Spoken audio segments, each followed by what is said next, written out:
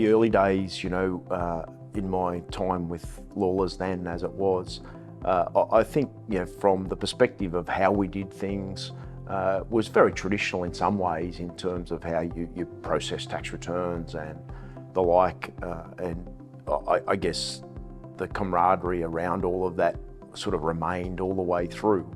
But if I roll forward to today, it's a very different environment. It's a different sort of skill set that's required to deliver.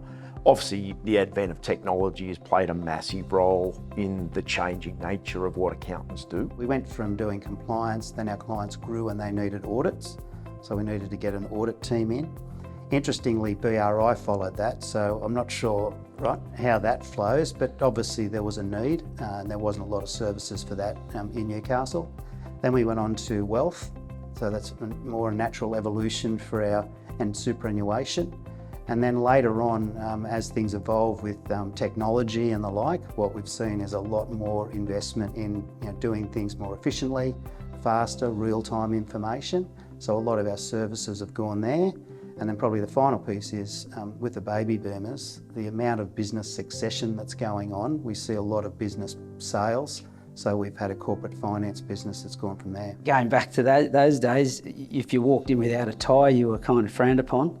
That's changed a lot now. Everything now is in one little device that we carry around versus back then we had the business card, Filofax, you kept all your contacts in that.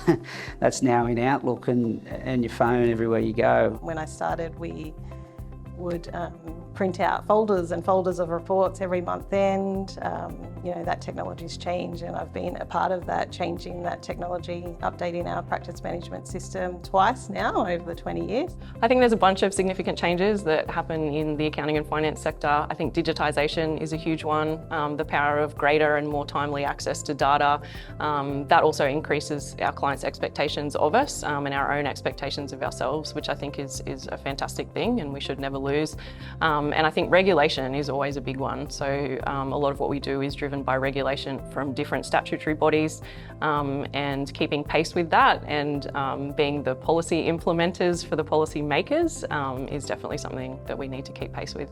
Bringing on technologies to help us do our work is a necessity because we just can't provide clients with what they demand in the current day without having access and knowledge of up-to-date technology.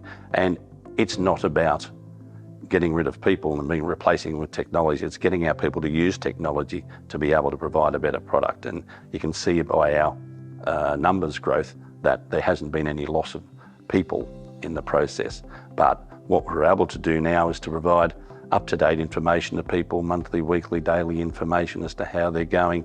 We can do things that we were never able to do before to give them the information they need to run their business. Really try and invest in technology to help our clients. So things that we do like our client portals to make sure all of their wills and estate planning and everything like that is ready to go if God forbid something happens. It just gives them a sense of relief to know that it's there and available to them. All of our data analytics and all our technology integration. We've used that a lot with a lot of our clients to actually help them support their business and make their business grow faster.